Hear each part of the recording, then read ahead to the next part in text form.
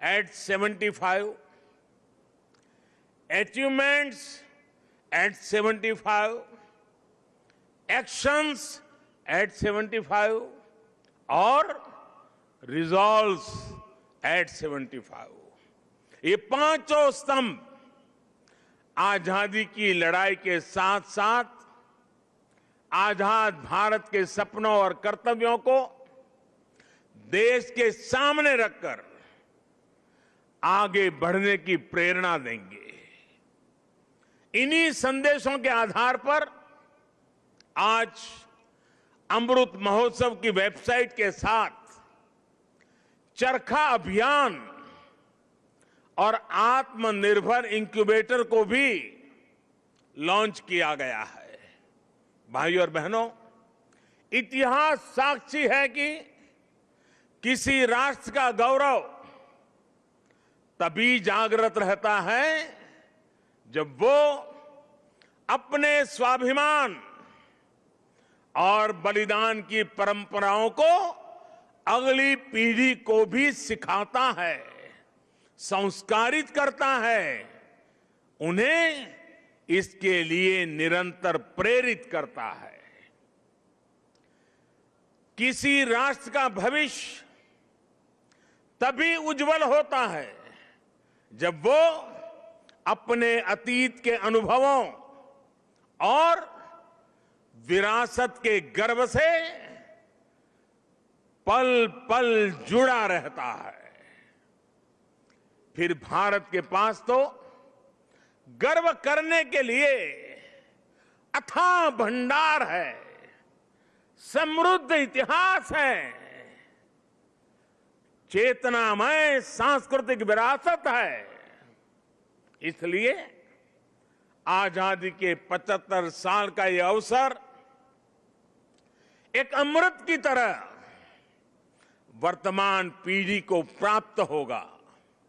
एक ऐसा अमृत जो हमें प्रतिपल देश के लिए जीने, देश के लिए कुछ करने के लिए प्रेरित करेगा। साथियों, हमारे यहां वेदों में एक वाक्य है, मृत्यो मृक्षीय मामृताम, अर्थात हम दुख, कष्ट, क्लेश और विनाश से निकलकर अमृत की तरफ बढ़ें, अमरता की ओर बढ़ें।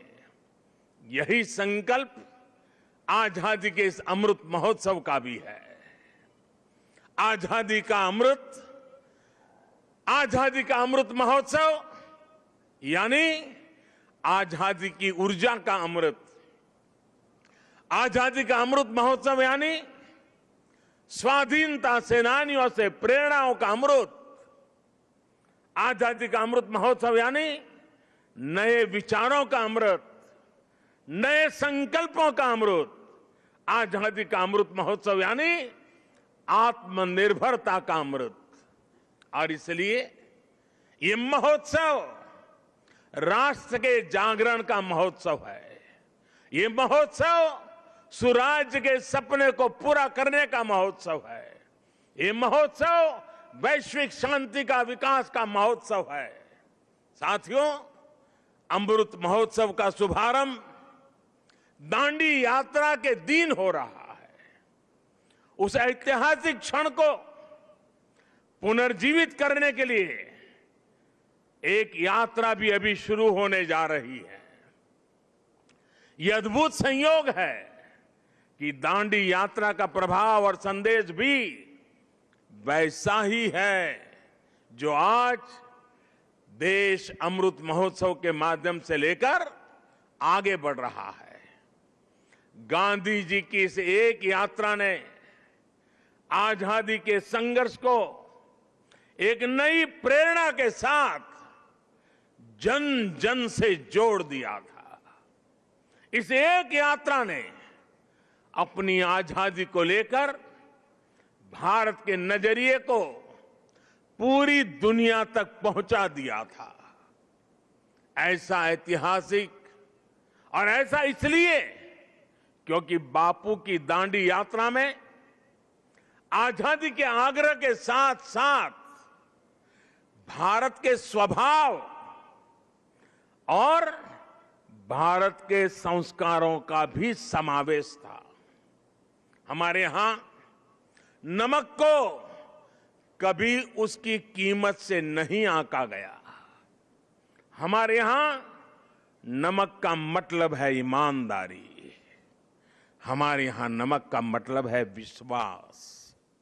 हमारे यहां नमक का मतलब है वफादारी। हम आज भी कहते हैं कि हमने देश का नमक खाया है। ऐसा इसलिए नहीं क्योंकि नमक कोई बहुत कीमती चीज है। ऐसा इसलिए क्योंकि नमक हमारे यहां श्रम और समानता का प्रतीक है। उस दौर में नमक भारत की आत्मनिर्भरता का एक प्रतीक था। अंग्रेजों ने भारत के मूल्यों के साथ साथ इस आत्मनिर्भरता पर भी चोट की।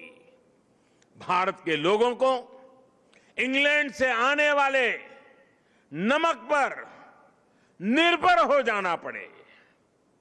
गांधी जी ने देश के उस पुराने दर्द को समझा, जन जन से जुड़ी उस नब्ज को पकड़ा और देखते ही देखते ये आंदोलन हर एक भारतीय का आंदोलन बन गया, हर एक भारतीय का संकल्प बन गया।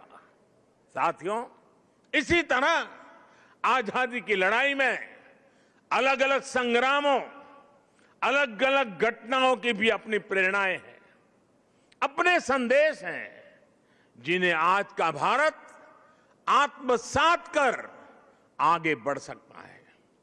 1857 का स्वातंत्र संग्राम, महात्मा गांधी का विदेश